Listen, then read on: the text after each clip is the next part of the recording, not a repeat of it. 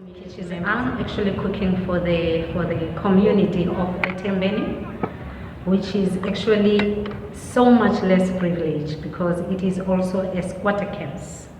So I am cooking 2 days a week for them, Wednesdays and Sundays, 2 o'clock. My name is Nomakula Fondini. I stay at Kolweni location. She would mind getting a bit more supply of food because like there's many mouths to feed and there's not enough food. And also she would be happy if they could get any kind of support that anyone is willing to offer, and also like some help with water because the water thing is a big trouble in Makhanda.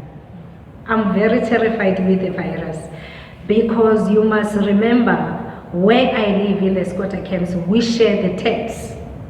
So you don't know who was there with what. You've got to go and get your water, and you don't know what you might get out of that tap. My name is Nondutu Blue. I'm a local resident of Grahamstown, Makhanda.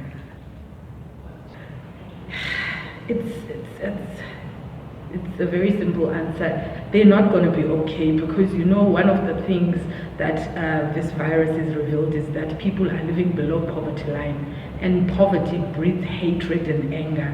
And you know what happens when people are angry and hungry. Yeah. Well, it's a horrible thing, but I do believe that many will die as it is anticipated, but many will still survive to tell the tale and to learn from this horrible outcome. Hi, my name is Nomonde Waka Kalipa. When I started on the first day, it was on the 13th of May. I started with 150 children and 98 adult people. I was so shocked for the first day that people will turn out in those numbers. I'm serving 3 days a week. That is Monday, Wednesday, and Friday because I can't do this for the whole week. So I need to have energy because it's a lot of work. Yeah, no, it's a lot of work. Some of the elderly people that are coming to get something to eat during these days, you can see that people are physically disabled. Some of them are ill. You can see the body, you can see the face, that they are not in good health.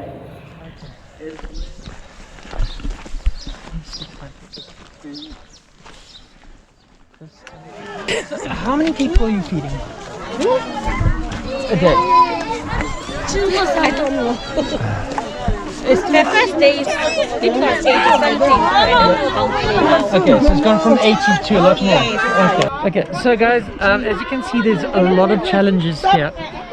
Mostly social distancing, trying to keep the crowd calm. You can see it's mostly children and elderly people. This is the only meal they're going to get today, and this is the best they can do.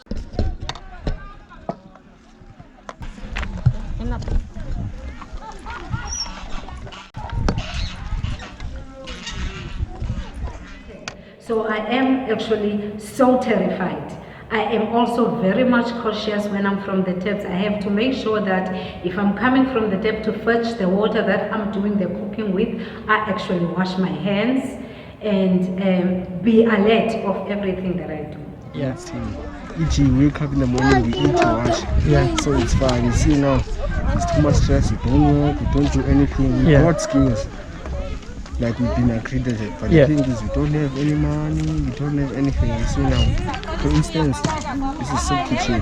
After soup kitchen, at least I have something on the stomach. Get something to eat, At least whether it's a one spoon or what, but at least you can sleep having something on the stomach. Okay. With the arrival of the coronavirus, Yeah. one of the things that had become very apparent was that a lot of people are not working, and those that were working had to be sort of laid off for a certain period of time, Yeah. be away from work, which means they did not have salaries, so they were not able to buy themselves food. Izinto endicingayo ukuba ndingakwazi ukunceda abantu ngazo, umzekelo ukuba ndinokufumana i-support for ukutya abantu, ndifumane i-support for ndifumane imali yokwazi ukubanceda, ndifumane i-support ngamanzi angekhoyo total erhini, because amanzi kwaMakhanda ayasokoleka kakhulu.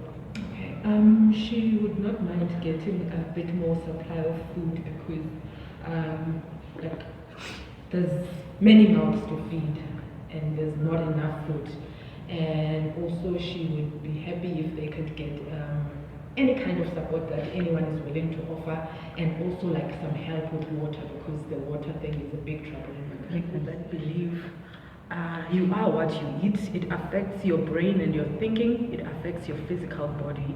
So I want to say to people, go back into eating what our grandmothers used to cook for us. It makes people strong. It makes you strong physically, and it does good for your brain, which means it has a positive impact on your thought processes. Yeah. So Thing that the people is this, they think first is the stigmatization. When they think about this corona, they said, no, I'm not going to the clinic, I'm not going to go to the hospital, because there's this stigma. We need to be careful of the way we are actually living. Don't just protect yourself, protect the next person.